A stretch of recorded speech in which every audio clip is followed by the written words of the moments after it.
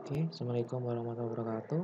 Ya, pada kesempatan ini kita memasuki materi yaitu tentang kewajiban karyawan dan perusahaan. Ya, adapun dalam etika itu harus diikuti dengan kewajiban-kewajiban yang ada. Entah itu kewajiban dari karyawan ke perusahaan ataupun kewajiban dari perusahaan ke karyawan. Ya, nah, di sini kita akan mempelajari lebih lanjut karena ini sangat penting sekali terkait dengan etika-etika yang ada yang nantinya diperlukan saat misalkan kalian bekerja di perusahaan atau misalkan kalian memiliki perusahaan dan memiliki karyawan, ya. Oke, jadi apa itu hak dan kewajiban? Ya, kalian semuanya sudah tahu, sudah belajar di sekolah dulu hak itu apa dan kewajiban itu apa. Ya, hak itu adalah sesuatu yang ibaratnya kalian dapatkan dari orang lain atau dari pihak lain. Ya, nah kewajiban adalah sesuatu yang kalian berikan ya dari kalian kepada orang lain itu. Nah, itu kewajiban. Ya, hak ya itu sesuatu yang mutlak menjadi milik kita dan penggunaannya tergantung kepada kita sendiri. Misalkan hak untuk mengeluarkan pendapat, hak untuk mendapatkan pengajaran, hak untuk mendapatkan kelayakan, hak untuk mendapatkan kesejahteraan itu juga termasuk hak. Jadi hak itu adalah kita dapatkan, yang kita inginkan, ya. Lalu kewajiban adalah sesuatu yang dilakukan dengan penuh rasa tanggung jawab. Biasa paling penting adalah mungkin paling simpel adalah kewajiban untuk kalian memberikan, tenaga kalian untuk perusahaan kalian, ya. Kewajiban kalian untuk menjalankan tugas-tugas yang ada. Kewajiban kalian untuk mematuhi tata tertib yang ada di perusahaan atau mungkin di lingkungan, ya, itu namanya kewajiban. Jadinya harus kalian terapkan antara hak dan kewajiban dan harus kalian bedakan. Lalu kewajiban karyawan terhadap perusahaan, ya, ini, ya. Apa saja yang harus karyawan lakukan kepada perusahaan? Yang pertama adalah harus mematuhi peraturan yang berlaku di perusahaannya. Entah itu harus mematuhi leadernya, entah itu harus mematuhi atasannya, ya. Namun ada beberapa hal yang tidak harus dipenuhi atau dipatuhi, yaitu karyawan tidak boleh mematuhi perintah yang bersifat amoral. Karyawan tidak wajib mematuhi perintah atasannya yang diberikan bukan demi kepentingan perusahaan, dan karyawan tidak perlu mematuhi perintah yang memang demi kepentingan perusahaan tetapi tidak sesuai dengan penugasan yang disepakati. Misalkan, ya kan, di sini karyawan boleh ya menolak kewajiban itu. Kewajiban karyawan adalah untuk bekerja, ya, ibaratnya untuk loyal kepada perusahaan. Tapi jika perusahaan atau leader kalian memberi tugas di luar dari job desk kalian, di luar dari mungkin kepentingan perusahaan, itu jangan mau, ya. Kalaupun misalkan bos kalian marah, bos kalian nggak suka, kalian punya hak untuk mengeluarkan pendapat, kalian punya hak untuk mengadu, kalian punya hak untuk melapor, ya, itu. Tapi kalau misalkan kalian ibaratnya suka mungkin dengan iming-iming doang, itu diiming-iming uang, itu ya itu urusan kalian. Tetapi di sini misalkan bos kalian menyuruh kalian sedangkan kalian tidak suka dengan hal itu, ya udah jangan dilakukan, jangan diteruskan, ya, itu. Karena kalian juga punya hak untuk menolak. Ya, bukan kalian untuk, semata-mata memenuhi kewajiban, bukan. Tahu kalian harus ikuti apa kata bos kalian, apa kata leader kalian, tapi kalian juga harus tahu, harus bisa memberi batas yang mana yang harus dilakukan dan yang mana yang nggak boleh dilakukan. Kewajiban konfidensialitas, ya, yang di sini artinya adalah mempercayai. Kewajiban konfidensialitas adalah kewajiban untuk menyimpan informasi yang bersifat rahasia yang telah diperoleh dengan menjalankan suatu profesi. Kewajiban konfidensialitas tidak saja berlaku selama karyawan bekerja di perusahaan, tetapi berlangsung terus setelah ia pindah kerja. Dasar untuk kewajiban konfidensialitas dari karyawan adalah intellectual property rights dari perusahaan. Jadi di sini kalian ibaratnya memiliki kewajiban untuk merahasiakan sesuatu yang bersifat rahasia. Misalkan strategi perusahaan, proses perusahaan, produk-produk yang nantinya akan dilakukan oleh perusahaan. Kalian pasti sudah pada tahu, tapi jangan sampai kalian membocorkan dulu produk-produk itu kepada khalayak ramai. Ya kan? Kalau misalkan kalian dibocorkan dulu, otomatis perusahaan lain pasti akan tahu. Ya, bisa ya meniru. Jadi sebelum barang tersebut diluncurkan, perusahaan lain sudah bisa meniru duluan, sudah meluncurkan duluan. Nah, itu selesailah kalian. Makanya di sini perusahaan ya atau kalian, harus memiliki ibaratnya sifat rahasia ya. Kewajiban kalian itu menjaga rahasia perusahaan. Entah itu dari segi keuangan, entah itu strategi, entah itu masalah-masalah di dalamnya, entah itu juga produk-produk yang nantinya akan dikeluarkan. Itu yang harus kalian patuhi, itu harus kalian jalankan ya. Kewajiban loyalitas ya. Nah, di sini kewajiban loyalitas adalah di mana kalian harus bersifat atau bersikap loyal. Ini wajib ya, karena kalian jika loyal kepada perusahaan, otomatis kinerja kalian juga pasti akan meningkat karena merasa perusahaan itu adalah milik kalian. Kalian bekerja di situ, ladang kalian di situ. Sebisa mungkin kalian harus menjunjung tinggi ibaratnya nama baik perusahaan. Kalian harus menjaga nama baik perusahaan, ya. Kerja tepat waktu, disiplin, nggak melanggar peraturan, selalu mematuhi aturan, ya. Ini, jadi benar-benar kalian diwajibkan untuk setia kepada perusahaan. Kalian harus diwajibkan benar-benar loyal kepada perusahaan. Jangan sampai kalian itu dilihat nggak loyal, karena kalau misalkan kalian dilihat nggak setia, otomatis kinerja kalian juga pasti akan menurun. Makanya di sini perusahaan selalu menekan kalian supaya gimana caranya supaya lebih setia dengan perusahaan. Dan juga supaya kalian tidak berpindah lain hati ke perusahaan lain. Seperti itu.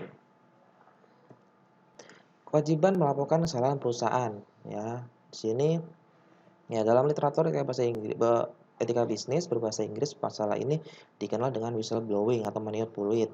Ya, artinya menarik perhatian dunia luar dengan melaporkan kesalahan yang dilakukan oleh sebuah organisasi. Ya, yang dibedakan jadi dua, ada internal dan eksternal. Internal ini adalah eh, kalian melapor jika ada hal yang tidak suka itu langsung ke atasan.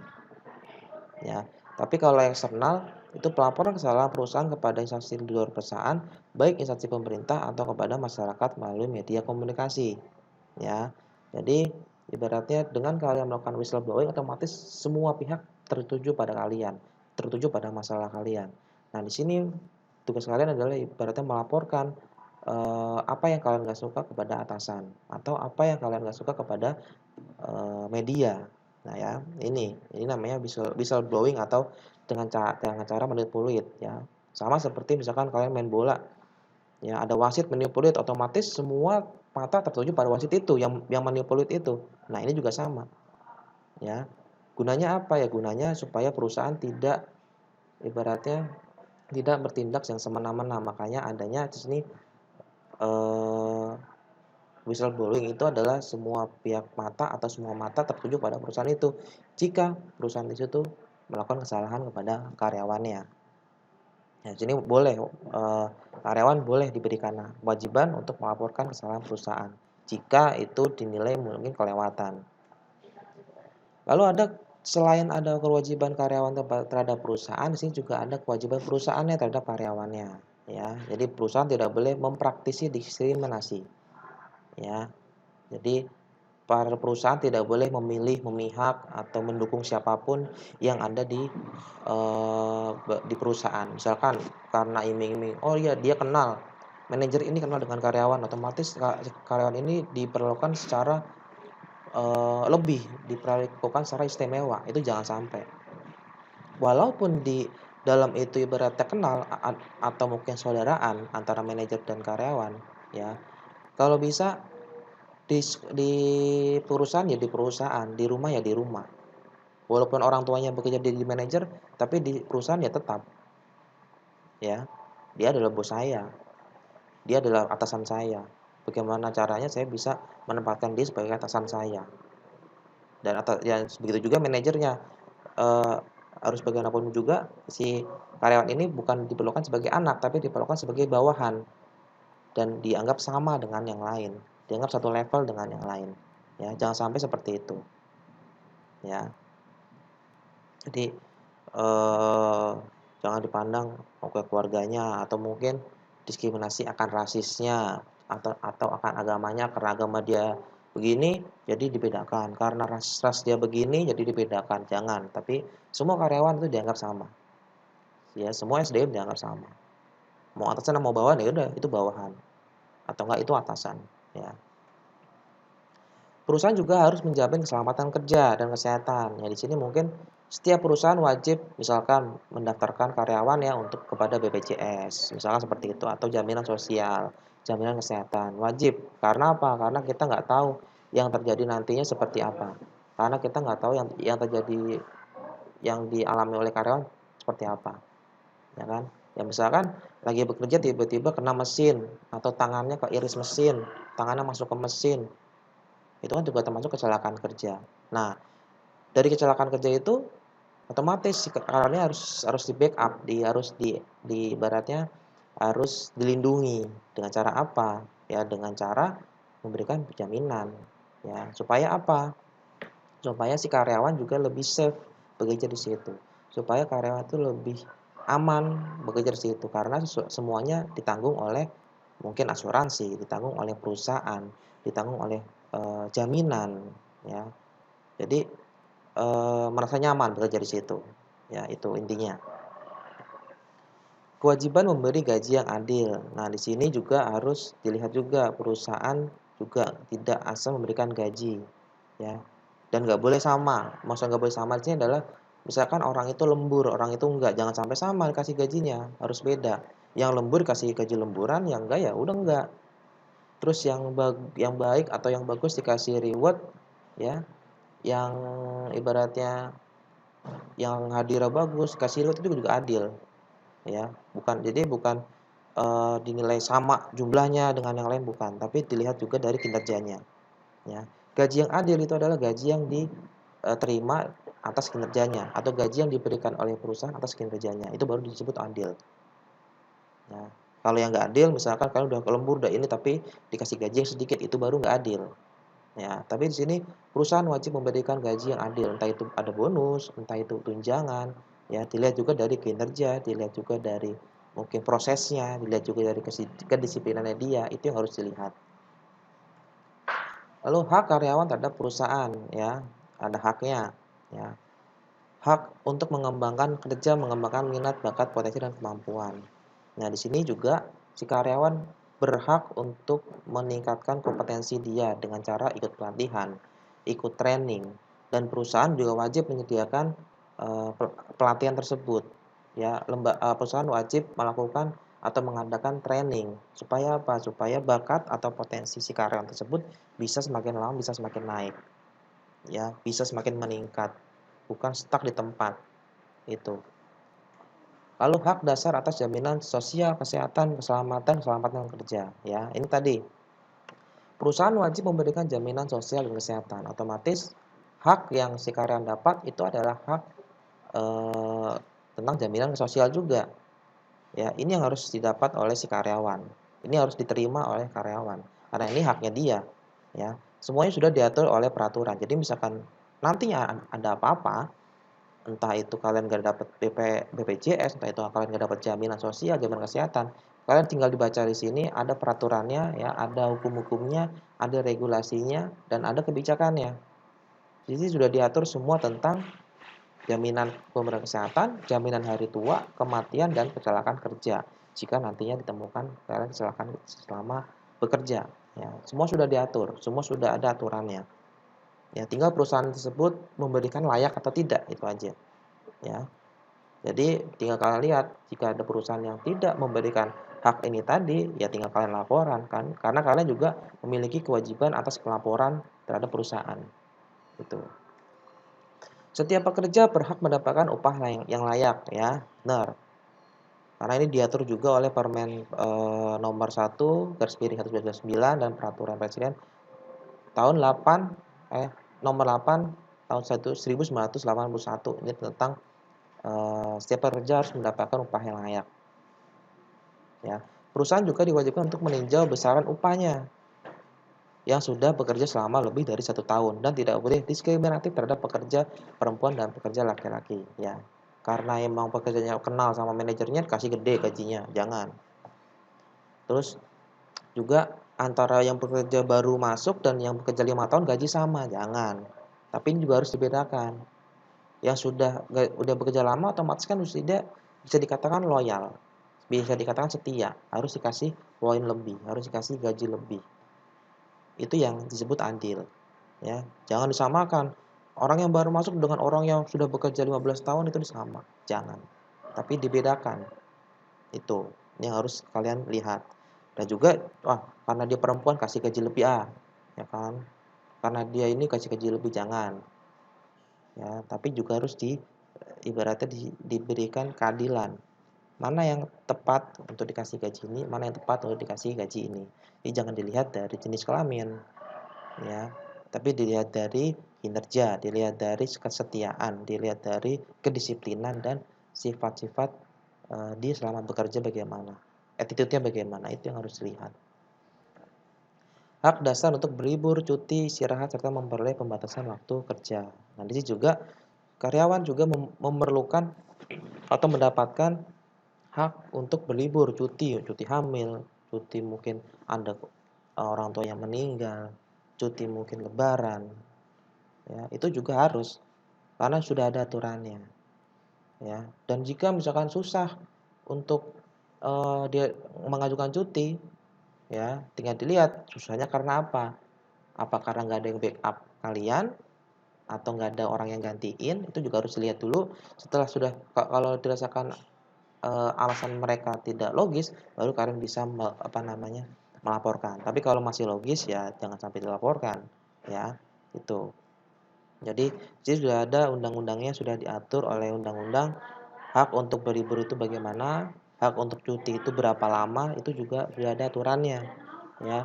Jadi cuti itu ada aturannya berapa kali setahun, ya, sebulan itu hanya berapa kali, ya. Itu termasuk hak, kecuali perusahaan tidak memberikan cuti sama sekali. Nggak boleh cuti selama setahun, nggak boleh cuti selama gini. Nah, itu baru itu yang nggak boleh. Tapi biasanya perusahaan selalu memberikan jatah cuti, setahun entah berapa, entah 12 kali, entah 15 kali, entah 20 kali, tergantung perusahaan itu sendiri. Ya, tergantung juga jumlah SDM di dalam perusahaan itu sendiri, itu. Hak dasar untuk membentuk serikat pekerja. Ya, di sini karyawan juga boleh membentuk serikat pekerja. Gunanya untuk apa? Ya, serikat pekerja itu seperti pihak ketiga, ya. Dia seperti badan pelindungan atas karyawan. Jadi jika ada apa-apa oleh karyawan, masih bisa diselesaikan di serikat pekerja. Jadi serikat pekerja semacam seperti perantara atau moderator atau mediator antara karyawan dan perusahaan jika ada masalah, jika ada yang tidak disuka dari karyawan. Jadi karyawan di sini merasa dilindungi, ya, dari misalkan ada peraturan-peraturan yang merugikan si karyawan. Nah, serikat pekerja inilah yang bekerja. Serikat pekerja inilah yang membantu karyawan supaya bisa terlindungi, bisa merasa aman, ya, supaya juga perusahaan tidak bertindak semena-mena, tidak memberikan gaji seenaknya, tidak memberikan tugas seenaknya, tidak, ibaratnya tidak memberikan tugas yang ibaratnya merugikan kalian, ya. Dan di sini sudah ada undang-undangnya, sudah diatur, kalian juga sudah dilindungi. Jadi serikat pekerja sini adalah mengawasi kalian jika ada tindak yang tidak disukai oleh karyawan terhadap perusahaan ini, ya. Lalu hak perlindungan atas pemutusan kerja. Nah, di sini juga, perusahaan juga nggak asal merumahkan atau mem-PHK-kan karyawan, ya. Tapi juga di sini harus ada penjelasan terlebih dahulu, harus ada alasan kenapa diputuskan, ya. Nah, bila nanti ada yang tidak disukai dari, karyawan atau ada hal yang mengganjal atau hal-hal yang tidak logis, baru si serikat pekerja tadi yang turun tangan atau hukum yang turun tangan langsung, ya. Jadi PHK di sini adalah dilakukan ibaratnya harus ada alasan yang jelas, harus ada, kontrak yang jelas. Kenapa diputuskannya, kenapa di-PHK-nya, ya, itu. Seorang pekerja tidak boleh di-PHK jika berangkat sakit sesuai dengan keterangan dokter, atau jika pekerja tengah menjalankan kewajiban negara, atau tengah menjalankan ibadah keagamaan, menikah dan hamil, ya, itu nggak boleh. Misalkan pergi haji misalkan. Karena saking lamanya, nggak ada yang backup, akhirnya si orang ini diputus kerja, itu nggak boleh sebenarnya.